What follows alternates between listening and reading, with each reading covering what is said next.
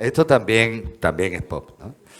Y en su momento, esto era la repanocha, porque claro, habíamos visto los Beatles, ¿no? Blanditos, agradables, guapos, modernos, fresquitos, irreverentes, graciosos.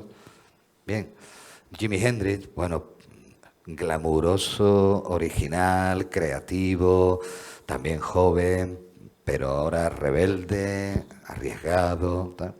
Y ahora llegan estos tíos feos, porque eso ahora es una moda.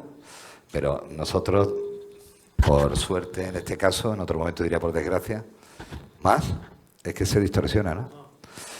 Por suerte, en este caso, gracias. Por suerte, en este caso, lo vimos en su momento, ¿no? Esto era justamente lo anti-pop, ¿no? O sea, la ropa era horrorosa, ropa vieja, rota, los peinados no eran peinados, la manera de cantar era no cantar, la manera de tocar era no tocar. De hecho, el lema punk era el do it yourself, ¿no? Hazlo tú mismo y ya está, haz lo que te dé la gana, ¿no? Da lo mismo. Las letras eran totalmente irreverentes, el cantante John Lydon, Johnny Rotten, no cantaba, sino que escupía. De hecho, era habitual escupirle al grupo. El baile punk era el pogo, que consistía en dar botes y empujarse unos a otros. En fin, esto era el apocalipsis. Bueno, hoy es una moda, hoy es una simple moda, ¿no? De hecho, un par de años después, cuando yo estaba ya en Sevilla, en el Corte Inglés ya había en los escaparates ropa punk, ¿no? Una cosa bastante graciosa. Entonces, otro elemento fundamental del pop es que todo aquello que pueda parecernos rebelde, nuevo, insultante, revolucionario, contestatario, peligroso, dura una temporada. Acaba convirtiéndose en una moda, es un fenómeno ligado al consumo de las industrias culturales. O sea, lo mismo con los pantalones vaqueros, que el jersey de esta temporada o de la temporada que viene, o cualquier otra cosa, ¿no? El pop se mueve por reorganizaciones modales, de modas, ¿no? Esto era muy peligroso, lo fue durante un año, ya está totalmente desautomatizado, ¿no? También es pop lo siguiente.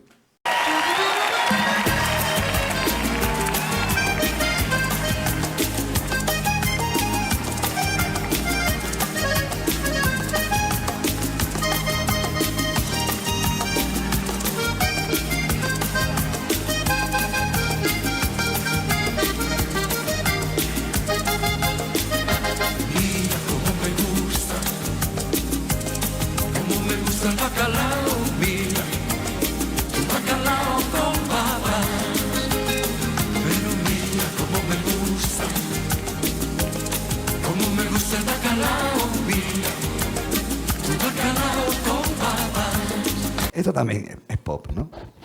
Los cantantes melódicos de consumo, superventas, todas las canciones son iguales. Si ustedes escuchan una canción de Julio Iglesias, luego en los 80, bueno, Julio Iglesias de los 70, por ejemplo, ¿no? Luego se van a los 80 con Sergio Dalma, por ejemplo, se van a los 90 con Bisbal, es lo mismo. Pero si se van a los 60 al mundo anglosajón, Polanca, es lo mismo. Todo lo que es la música melódica, la música construida a base de sentimientos fáciles y músicas pegadizas que incitan más o menos al baile y mueven un poquito los sentimientos, especialmente o la alegría o la melancolía y el amor, es exactamente lo mismo. Influencias de un tipo estilístico o de otro, que es influencias mexicanas, que es influencias caribeñas, que es influencia no sé qué, pero es lo mismo. O sea, a mí me hacía mucha gracia cuando Sergio Dalma, que ha vuelto ahora, puedo decir que su música es una de las que más he odiado a lo largo de mi vida, se quejaba de que ya nadie le hacía caso, ¿no? Hombre, que yo soy un compositor, soy un músico, nadie me hace caso. Es que nadie compraba tus discos por la música, compraba los discos porque era jovencito y era guapo, ¿no? Que es para lo que se compra esta música, ¿no? Luego algunos se convierten en estrellas, como Julio Iglesias, no quiero quitarle su valor, ¿no? Y permanecen, pero en realidad este tipo de música es un reciclaje de ídolos más o menos romanticones o romanticonas, y una línea normal. Es lo que llamamos el pop mainstream, ¿no? La calle de en medio, el pop de consumo. Todo esto obedece a una fabricación en serie, como la de los automóviles. Es decir, aquí no hay talento artístico de ningún tipo. Esto es coger una serie de fórmulas, es lo que se llama el kitsch, ¿no? El kitsch es coger en arte, el kitsch, por ejemplo, una figurita de Lladró es kitsch, ¿no? El kitsch es coger elementos de formas artísticas del pasado que tienen cierto... son populares, digamos, no sé, que le gusta a la gente, y mezclarla toda en un objeto que no pertenece a ningún contexto. Yo puedo ver una talla en la iglesia de barroca y pertenece al contexto del arte barroco del siglo XVII, lo reconozco. Una figurita de Lladró, ¿a qué contexto cultural, histórico pertenece? No, a ninguno, ¿no? Simplemente un constructo para ser comprado, consumido, y no tiene valor, ¿no? Si se me rompe una talla del siglo XVII me pego un tiro, pero si se me rompe una figurita de Lladró, pues, no pasa nada, ¿no? Voy y compro otra, ¿no? Eso es lo que llamamos las industrias culturales, ¿no? Entonces esto también es pop. Y lo siguiente...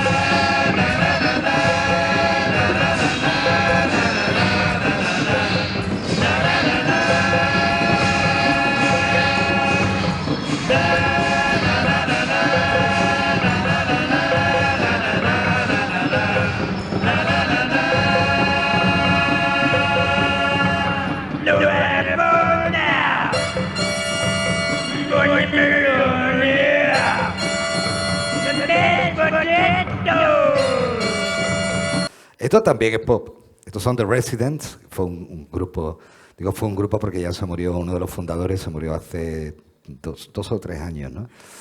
Que empezó a finales de los 60 en San Francisco. Por supuesto los hippies los odiaban, claro.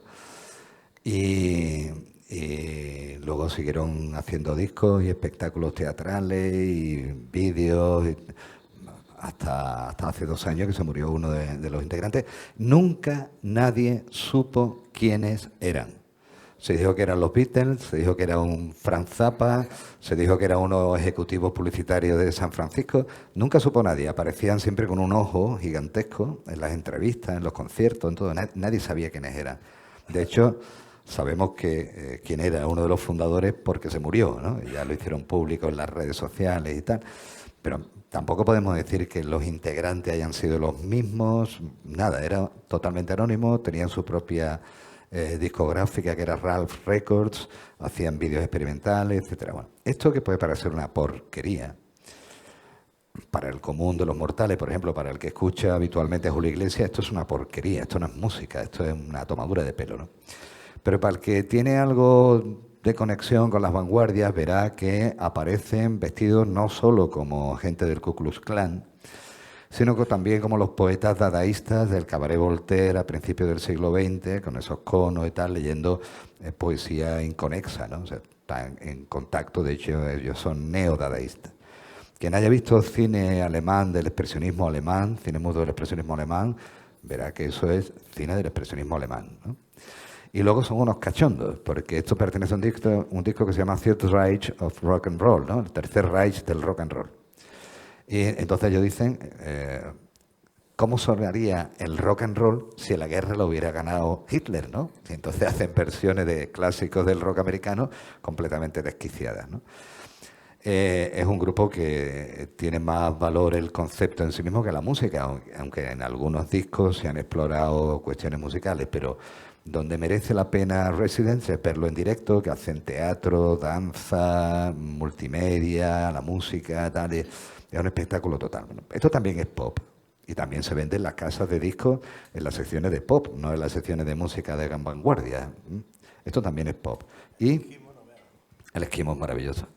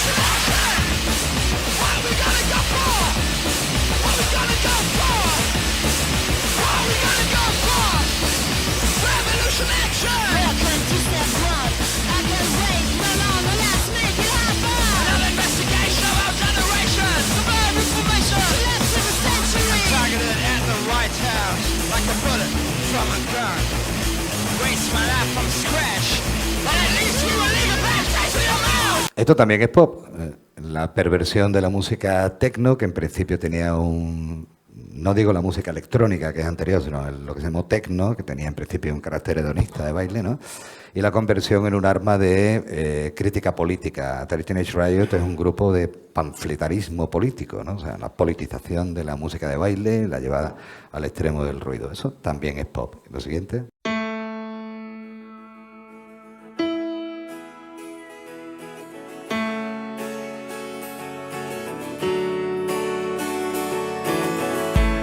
Son muchos años por ahí perdidos en carretera. Ya es hora de volver a casa.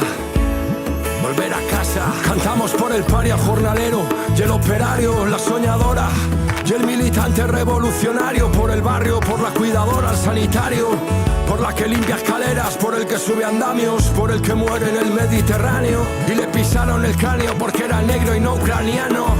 Por Chirves y Bolaño y las filósofas, por la que transitó y fueron todo mofas, por las libres y las golfas, el migrante y el mantero, por la que cambia los pañales a tu abuelo.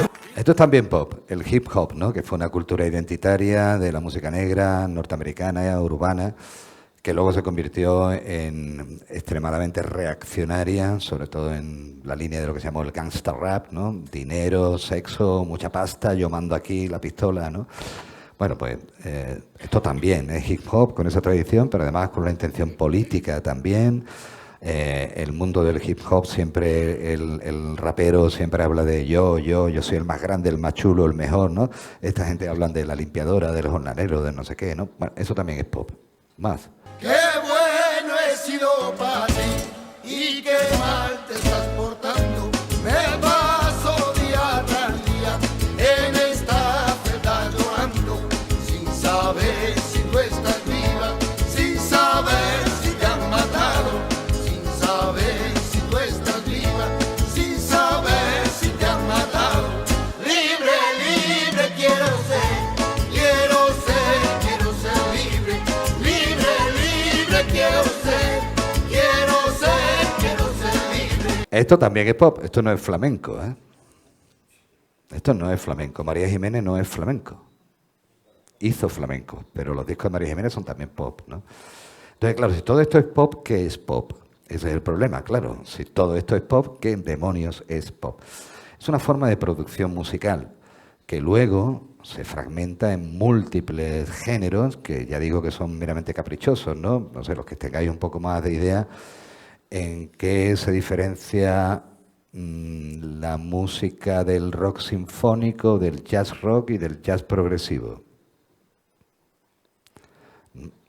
Poca diferencia hay. ¿Y en qué se diferencian estos tres del rock psicodélico? Menos. ¿Y por qué rock psicodélico lo que hace Jimi Hendrix o lo que puede hacer también Jefferson Airplane, que van de otra historia, ¿no? Con otro planteamiento musical, ¿no? Es decir, las constituciones genéricas están bien, son formas de identificar, permite vender discos, generar movimientos, es útil para la crítica, para el público, genera corrientes identitarias. Yo soy punk, pero odio a los hippies, ¿no? Pero en realidad son construcciones sobre un mismo flujo de producción musical. ¿Cuáles son las características del pop? Primero, es una industria cultural. En los años 40, en 1944, el filósofo alemán Theodor Adorno y Max Horkheimer, otro colega de la Escuela de Frankfurt, acuñan el concepto de industrias culturales, ¿no? Para hablar de la cultura de masas. Y lo consideran, ahí es donde se equivocan, el fin de la cultura. O sea, las industrias culturales son el fin de la cultura. Es una perversión de la cultura, que siempre había significado el ansia de conocimiento, el ansia de creación, el ansia de búsqueda del más allá. Si nos vamos al ámbito del Renacimiento italiano, ¿no?, donde se forja esta idea moderna de cultura, sería el entregarse a lo más noble del ser humano, que es lo que tiene más lejos de la animalidad. La inteligencia, la intelectualidad, la razón. Hay una cantante que a lo mejor lo más, en fin, igual os recuerda algo, ¿no? Fue muy famosa en los años 70, Carole King, ¿no? Todos estábamos colgados con aquello de todo el mundo necesita un amigo, ¿no? Carole King empezó con 15 años con su novio trabajando en una oficina de una editora de música, en un cuartito donde tenían un piano y una mesa. Ella y su novio adolescente componían todos los días de 8 a 3 canciones pop para adolescentes, que luego la editora le daba pues a músicos, intérpretes que generalmente no componían, de éxito, pues yo que sé, Polanca, por ejemplo, ¿no? Gente de éxito, tal y cual. O sea, construir canciones era un trabajo de oficina, el pop era un trabajo de oficina. Entonces, cogemos esto, aquello y lo otro, aprendemos una técnica, construimos un hit single y ya está, ¿no? Éxito, éxito, éxito, éxito. Nada más, ¿no? El primer éxito del rock and roll fue... se me ha ido a la cabeza, ¿no? Bueno, ya me vendrá. Un lapsus lingua. De Bill Haley and the Comets, ¿no? A Rock Around the Rock. Eso, Rock Around the World. El primer éxito de rock and roll fue Rock Around the World, de Bill Haley and the Comets. Bill Haley era un padre de familia, gordote, tranquilote, ya entrado en añitos. Los demás Haley eran músicos de sesión y ellos se ganaban la vida pues grabando discos, ¿no? Entonces el Rock Around the Clock es una canción que sale por casualidad. Es una canción de un grupo de música de baile anterior, compuesta por unos compositores de estos a sueldo, industriales, compositores industriales. Lo han grabado, ha tenido cierto impacto y ellos hacen una versión. Ellos venían del country, hacían una cosa así medio country, medio qué, ¿no? Tal. Graban la canción. Pero en la primera toma no suenan los instrumentos, no se han grabado, nada más que suena la voz de Bill Haley. Bueno, vuelven a regrabar, suenan los instrumentos.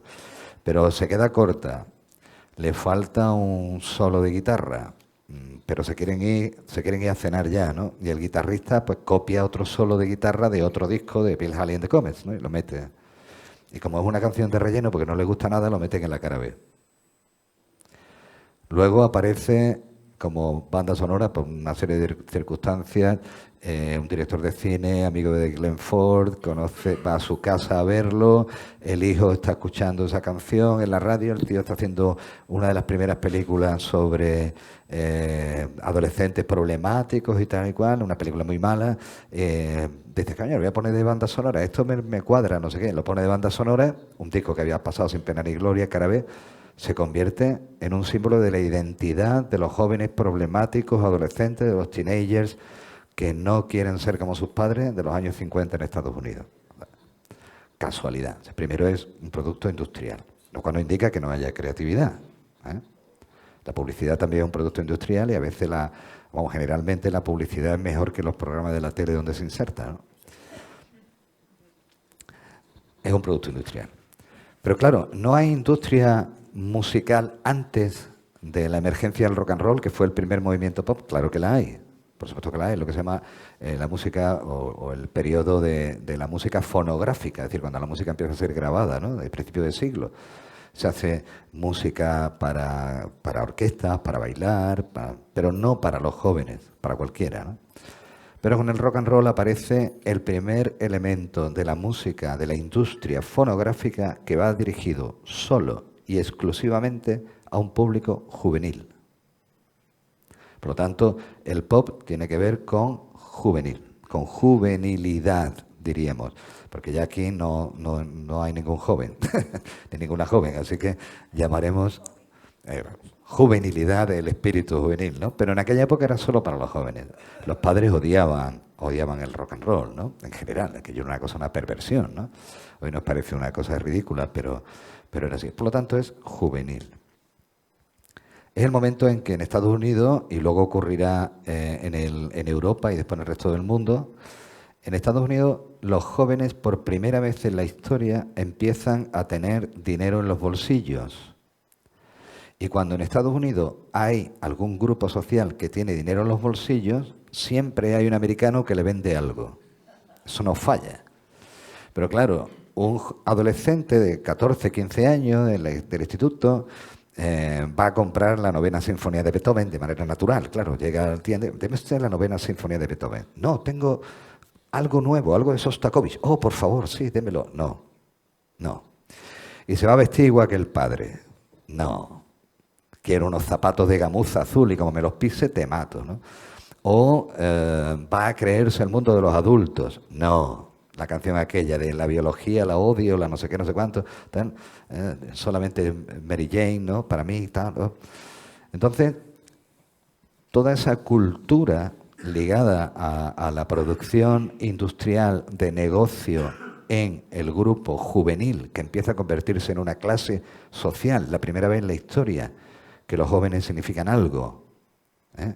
Porque acuérdense, yo siempre hago recuerdo de una foto que hemos visto todos los libros de literatura, ¿no?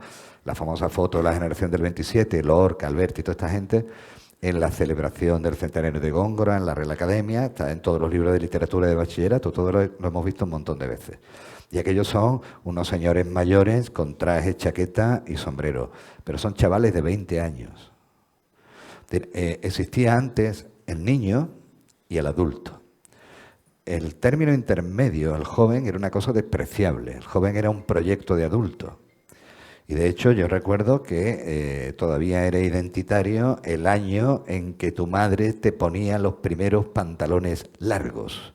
Ya eras mayor, ¿no? Hasta entonces tenía que ir con pantalones cortos. Entonces, no existía, la juventud no existía, ¿no? Y se crea toda esa cultura producida, porque esa es otra de las claves, producida no como había sido producida la industria fonográfica hasta ese momento, que era por personas adultas generalmente. Los intérpretes podían ser más o menos jóvenes, algún compositor también, pero toda la industria estaba en manos de... El pop empieza a ser música para adolescentes hecha por adolescentes. O sea, es una producción de la juventud, ¿no? Su intención es meramente comercial, generar productos comerciales y ya está, ¿no? Lo cual, insisto, no implica que no te pueda gustar, que no sea maravilloso, que no haya clásicos imprecederos, porque también me puede gustar una figurita de Lladró, alguna habrá que tendrá su gracia, ¿no? Pero en principio es simplemente un negocio, ¿no? Solamente. Y se va apoyando todo aquello nuevo, la figura de Elvis es central, que genera una capacidad de vender discos y luego de vender películas a los adolescentes. Eso es lo primero. Así que podríamos decir que el pop efectivamente es una industria cultural, cultura de masas, cosa de descerebrados. Muy bien. De descerebrados, cosa de descerebrados. Vale, muy bien. También uno puede ser perverso. A mí me gusta la música de los descerebrados. Muy bien, ya, bien. Pero claro, hay un problema. Esta juventud que crece escuchando rock and roll, que crece montando bandas de rock and roll en los institutos, porque así se liga más. Para un americano de la época, Y luego para los europeos más tarde, para los españoles mucho más tarde, es barato comprar una guitarra y un amplificador y una batería, y casi todo el mundo vive ya en las casitas estas unifamiliares de las afueras, con un garaje, tal y cual, se puede ensayar, no sé qué. Bien, esta gente que empieza a dominar aquello, que han tocado rock and roll y que han tocado canciones melódicas y que han hecho todo eso, llegan a mediados de los 60 a la universidad y empiezan a encontrarse con historiadores de la cultura, y empiezan a encontrarse con filósofos. Recuerden que en el movimiento hippie nace en San Francisco, y uno de los mitos de la cultura hippie de San Francisco es un libro de Herbert Marcuse, otro filósofo de la Escuela de Frankfurt, que se llama El hombre unidimensional. O sea, tiene guasa, que eso hoy no sería bestseller de ninguna de las maneras, ¿no? Pero aquello era un bestseller, ¿no? Entonces, en el contacto con la alta cultura, con la literatura, con la música clásica, con la música de vanguardia, con la pintura de vanguardia, con el teatro de vanguardia, y empieza a producirse allí una cosa curiosa, ¿no? Empieza a haber ya una hibridación entre las artes, digamos, cultas, sobre todo las vanguardias, y los géneros de la música pop, de la música industrial. Lo que llamamos el pop mainstream, es decir, el pop fabricado para ser consumido, continúa. Pero ahora empieza a aparecer gente como Jimi Hendrix, como Bob Dylan, o como Jefferson Airplane, o como Grateful Dead, o como 1000 grupos y bandas más, que resulta que ya no hablan de, pon tu cabeza en mi hombro y miremos la luna, ¿no? Sino que empiezan a pensar como artistas, empiezan a pensar como habían pensado los músicos cultos, ¿eh? Como habían pensado los poetas. Dylan ha ganado el Premio Nobel de Literatura, ¿eh? Como empiezan a pensar los dramaturgos, ¿no? Nuestro grande de la historia, Bowie viene del teatro, David Bowie viene del teatro, ¿no? Entonces, aquello ya no es lo mismo. Ya no es, ulala, ulala, maripili, mírame aquí, no sé qué, no sé cuánto, no, sino que ahora van los Jefferson Airplane y titulan un disco Surrealistic Pillow, la almohada surrealista. Oh, el surrealismo, música de vanguardia, ¿no? Aquí para los chavalitos. Y además de eso, además de la filtración de la música, el arte, la literatura de vanguardia en los géneros del pop, aparece el ansia del artista de ser original. Y aunque hay grupos que siguen haciendo rock and roll y blues, empieza a haber gente que coge y hace rock and roll y blues, pero rompiendo las estructuras, inventándose otra cosa, metiendo sonidos de la música de vanguardia, lo que sea. Y además de todo ese flujo de hibridación, porque ya son universitarios, hay un gran salto a la universidad, la gente ya quiere expresarse con talentos creativos dentro de la música pop, resulta que es el momento de una gran rebelión política en todo el mundo occidental, que llamaremos contracultura, pero es una rebelión general. Ocurre en Francia con mayo del 68, en Estados Unidos desde el movimiento beatnik de los 50, con la revolución hippie, con las revoluciones underground, la lucha por los derechos civiles. Ocurre en España, las primeras movilizaciones de estudiantes, ocurre en Italia, ocurre en México, ocurre en Checoslovaquia, la Checoslovaquia soviética, ocurre en Hungría, ocurre en Alemania. Es decir, hay una crisis del modelo político burgués del capitalismo fordista. Y eso lo llamamos de muchas maneras en distintos sitios, pero es la contracultura, es decir, la cultura rebelde, revolucionaria en ocasiones, en otras simplemente rebelde, que se mete ahí. Es decir, además de todos estos cambios artísticos, hay unos cambios políticos.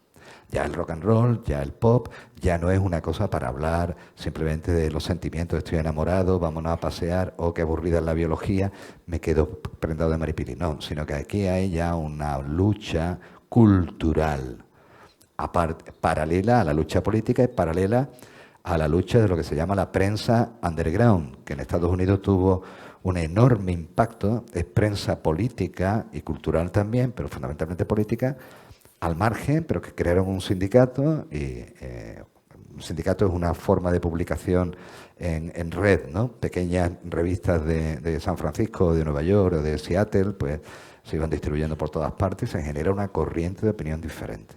Aparece eso nuevo. Bien, ya hemos visto que el pop es una industria cultural ligada a la cultura juvenil, es música fabricada en serie y en equipo, el cantante no compone, componen los compositores a sueldo, los músicos son músicos de estudio, profesionales que tocan cualquier cosa, hay un manager que organiza todo el asunto del negocio, hay un sistema de propaganda y de publicidad, están las revistas de fans, que no hacen crítica musical desde el punto de vista estético, sino que simplemente venden una figura mediática al público adolescente, es un producto normal. Pero ya a mediados de los 60 la cosa ha cambiado. Ya ahí hay ambición creativa, hay ya una proyección ideológica rebelde, intencionada, y nace la crítica rock. Porque en ese momento pop se dedicaba únicamente a un género blando y el rock era lo más duro, ¿no? Aparece la crítica rock, aparece Rolling Stone, que hoy es una bazofia de publicación vendida al capital, pero que en aquella época era una cosa increíble, donde además no solamente hay crítica rock, sino además grandes revolucionarios del periodismo como Hunter Thompson publica allí, Tom Wolfe publica allí. Es decir, hay un fermento impresionante. En el Village Voice aparece Robert Christgau con la primera columna sobre pop y rock que se ha escrito en el mundo, una columna que empieza en 1962 y empieza a crear una lectura intelectual del rock, ¿no? Bien, eso por ahí.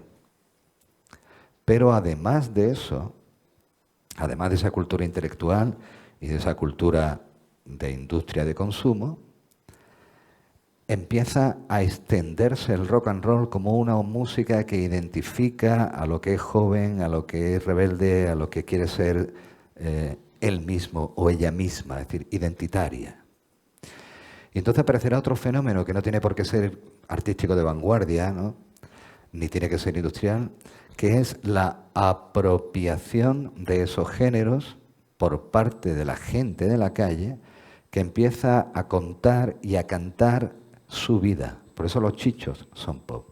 ¿Qué cuentan los chichos? Los chichos cuentan los problemas de la gente de su barrio, los problemas de ellos, gente que no ha ido a la universidad, que no ha ido a Marcuse ni a Adorno, que no ha escuchado a Beethoven y se lo ha escuchado era para dormir, pero utiliza una mezcla entre el flamenco, música de tradición folclórica, de origen popular, y géneros del pop, hibridan y cuentan su vida. Eso ya no es ni vanguardia ni industria cultural. Eso se llama de toda la vida música popular. Y ahora sí, música popular. La cultura popular se diferencia de la alta cultura o de la cultura de masas. La alta cultura es la cultura intelectual. Hace falta tener una formación profunda para leer Ulises de James Joyce, porque si no, lo podéis usar como arma arrojadiza, no lo entiendes, ¿no? Es distinto de la cultura industrial, o sea, todo el mundo puede oír cualquier música industrial o ver cualquier serie de televisión o cualquier cosa, todo el mundo entiende un anuncio. Y en ambos casos hay una intencionalidad ajena a la gente corriente. En el caso de la industria cultural hay un cálculo mercantil, o sea, se calcula un producto y se fabrica para venderse masivamente, o sea, muchísima gente. En el rock de contracultural de vanguardia lo que hay es una actitud artística, creativa, intelectual, tampoco puede llegar a mucha gente. De hecho, estrellas del rock se convirtieron en tales y en gente que vende millones de discos y tal y cual, pero solo cuando el rock y el pop y sus géneros se extendieron por todo el mundo. Por todo el mundo, ¿no? Entonces ya sí, ya se podía convertir en algo masivo porque unos poquitos enterados en Estados Unidos, unos poquitos enterados en Inglaterra, unos poquitos enterados en Francia, en España, en Japón, en México, en Argentina, ya son muchos, ¿no? Pero esa tercera mutación es cuando la gente de la calle empieza a hacer lo que ha sido siempre la cultura popular y en nuestro caso el flamenco, ¿no? La cultura popular no es un cálculo mercantil de una industria que pretende ganar dinero, ni es una creación artística en el sentido intelectual de crear algo nuevo, original, que exprese el zeitgeist del mundo, no. La cultura popular es lo que el pueblo produce espontáneamente, desde abajo, con cualquier material. El flamenco es cultura popular. El pop de los chichos es cultura popular. ¿Vale? Entonces, la idea que planteo en el libro, con esto ya acabo y si queréis ya charlamos y si estáis hartos pues nos tomamos una copa y charlamos fuera. La idea que planteo en el libro es esta básicamente, ¿no? El hecho de que la cultura popular es una construcción propia de las industrias culturales, que es un producto de consumo de mínimo valor artístico, lo cual no significa nada, ¿eh? Afortunadamente, uno puede leer hoy un poema de Góngora, es lo que hago yo, y puede leer un TVO de los Cuatro Fantásticos, es lo que hago yo, y me lo paso de lujo y lo leo en distintos códigos, ¿no? Es decir, ya no tenemos que sentirnos inferiores porque leas un TVO de los Cuatro Fantásticos y superiores porque leas Las Soledades de Góngora. No es eso, ¿no? Es simplemente distintos niveles de... Pero el pop es un negocio, un producto sin ninguna intencionalidad artística. El valor estético o artístico, que eso depende también de la época, de la historia, son cosas más complejas en las que no quiero entrar, pero el valor artístico que pueda tener una canción de los orígenes del pop es un valor casual. Rock Around the Clock es una obra de arte, pero decimos antes que salió de mala gana, mal grabado, con bulla, con ganas de irse a cenar a casa. Es una obra de arte. Pero es una obra de arte porque ha generado una serie de lo que llamamos estilemas, de formas de captar estéticamente una idea sensible, y ha entrado en un espacio de representación de ideas y de modos de entender el mundo que ha sido dominante después. Vale, es una obra de arte casualmente, pero ellos no querían hacer arte, ellos querían hacer dinero. Bill Haley and the Comets no quieren hacer arte, quieren hacer dinero. King Crimson, Pink Floyd sí quieren hacer arte. Los chichos no quieren hacer arte ni ganar dinero. Cantan sus cosas todos los días en la calle y un día tienen suerte, lo escucha un productor buscándose la vida por ahí, le graban un disco, se convierten en estrellas, se hacen ricos y ya está. Pero es lo que hacen en la calle. Por ejemplo, uno de los núcleos fundamentales de la música popular contemporánea, peligrosísimo de ir si no se va acompañado, es las 3.000 viviendas en Sevilla. Ahí hay música constante, música de expresión puramente espontánea, que es la música del pueblo, ¿no? El flamenco, los que les gusta el flamenco hasta los años 20 no llega a los teatros. El flamenco no se escucha en un teatro. El flamenco se escucha en Herbá, el flamenco se escucha en las fiestas, el flamenco se escucha en la casa, nos reunimos los amigos, ¿eh? Y cantamos, pero no va al teatro. Son los cafés cantantes de los años 20 los que convierten en profesionales del espectáculo a los flamencos.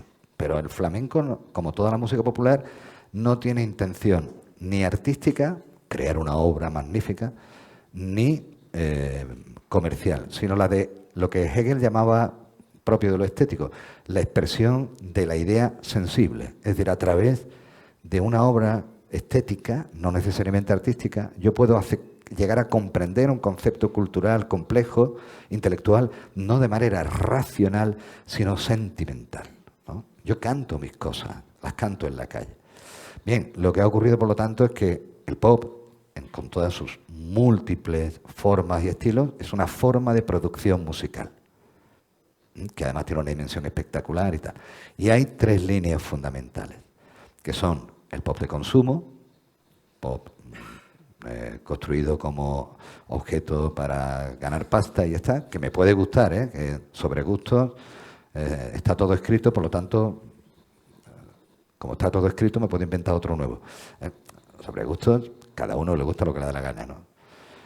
El pop ese de vanguardia y el pop que no tiene ninguna intencionalidad en principio de crear arte, en principio de crear industria, sino simplemente de manejar unos códigos sonoros que he aprendido escuchando la radio, tocando con mi primo y expresar lo que a mí me dé la gana, ¿no? Eso sería el reggaetón, por ejemplo. Yo odio el reggaetón, pero el reggaetón es la expresión de el lumpen, de los barrios chungos, de Panamá, de Puerto Rico, con 4 ruiditos, porque no hay más, no hay más. Y no es, ahora es un gran negocio, son estrellas, pero su intención no era esa, era su cachondeo. El reggaetón es el cachondeo de la gente del barrio chungo, ¿no? O el dub jamaicano, que me gusta mucho, que es el origen del hip hop, ¿no? Los jamaicanos se compraban unos equipazos de música del copón, lo metían en el coche y como no podían irse a los bares, se compraban una botella de ron, se iban por ahí a bailar y uno empezaba a mezclar, a coger discos, a mezclar este con aquel, hacían allí un batiburrillo y inventan el dub, ¿no? La música de baile extraña, en fin. Esas serían las tres ideas, ¿no? Y entonces eso es lo que plantea el libro, una reflexión teórica sobre lo que se ha dicho, las diferentes dimensiones del rock, como música, como espectáculo, que es fundamental, las mediaciones del rock, la necesidad y del pop, la necesidad de la prensa, de la publicidad, etcétera, un repaso histórico, todo eso, y una conclusión de lectura política con esas tres líneas, ¿no? Y ahora queda esto, queda esto, ese es mi grupo favorito, todos tienen mi edad, empezamos juntos todos, y yo conocí al guitarra en Sevilla. Espérate, esta es una anécdota importante. Al guitarra Lee Ranaldo, yo llevo siguiéndolo desde el primer disco, es mi grupo favorito de todos los tiempos, son de mi generación, todos somos iguales. Y resulta que un alumno mío de la Facultad de Comunicación se ha dedicado a ser productor de conciertos musicales. Y entonces un día viene, Sonic Youth ya no porque se separaron, pero viene Lee Ranaldo, uno de los guitarristas de la banda, y compositor que hace discos en solitario y viene a dar un concierto. Y entonces, a través de otro amigo que estaba allí presente, las casualidades, mi alumno me llama por teléfono y dice, vente a tal sitio, The Kitchen, que era un restaurante de Sevilla, vente, que no sabes con quién estoy. Digo, ¿con quién? Con Lee Ranaldo de Sonic Youth. Me cago en la leche, que yo sé que te gusta, no sé qué. Y me fui, cené con ellos y me hice la foto. Vamos a ver este vídeo, lo comento brevemente, lo que significa.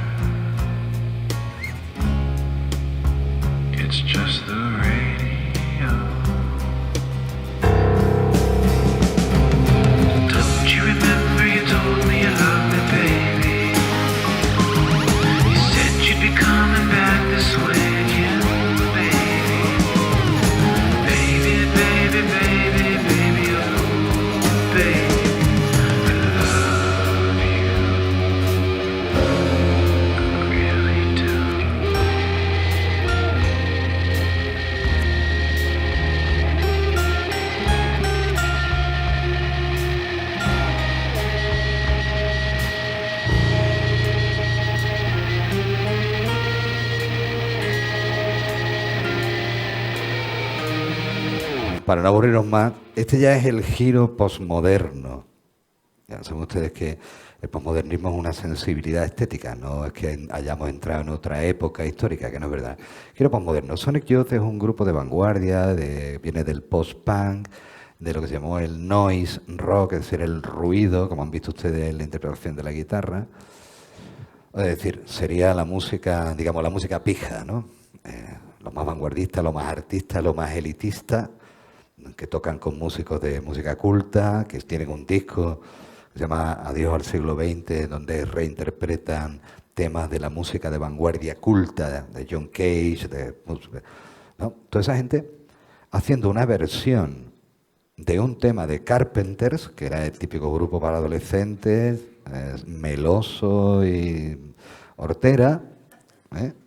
Y además recreando como una cita estética el tipo de estética, para nosotros kitsch absolutamente, de aquella música. Eso ya es la vuelta de la vuelta, ¿no?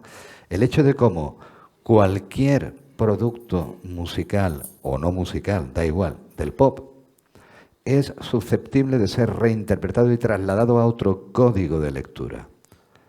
Yo odiaba a los Carpenters, los odiaba.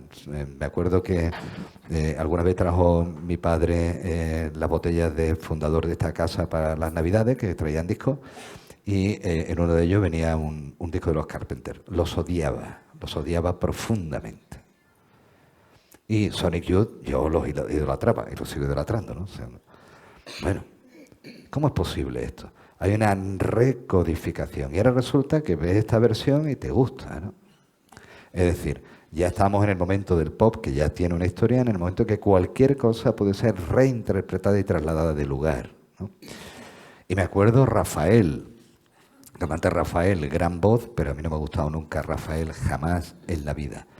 Y sin embargo, un día pongo la televisión y hay un concierto de Rafael con un pianista de jazz. Solamente Rafael cantando sus canciones que yo odiaba tanto con la música de un pianista de jazz. Digo, coño, esto me ha gustado. ¿No?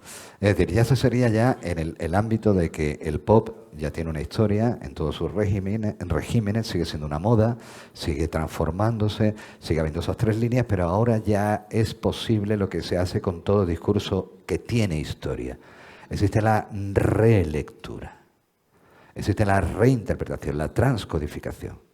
Lo que hizo Adolfo Marsillac a principios de los 70 con la obra de Lope de Vega, Fuente Ovejuna, donde le quita la segunda acción, que es cuando se justifica la muerte del comendador porque ha atacado una ciudad propiedad feudo del rey y por lo tanto merece la muerte.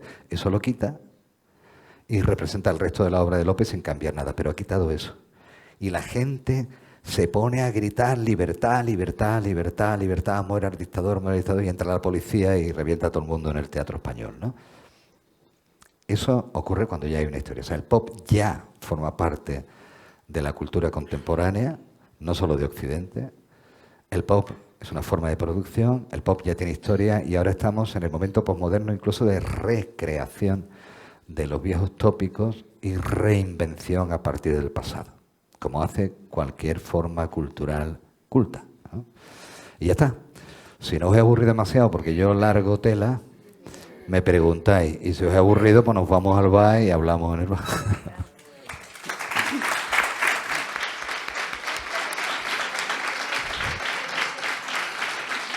Muchísimas gracias a Juan Carlos. Y no quiero que dejarme en el tintero que tienen ustedes aquí el libro ofrecido por la mejor librería de la línea, que es Ares, y que es colaborador del Ateneo de la Bahía. Así que si ustedes quieren comprar y enterarse de mucho más, porque el pop es mucho más extenso, pues aquí tienen ustedes los libros.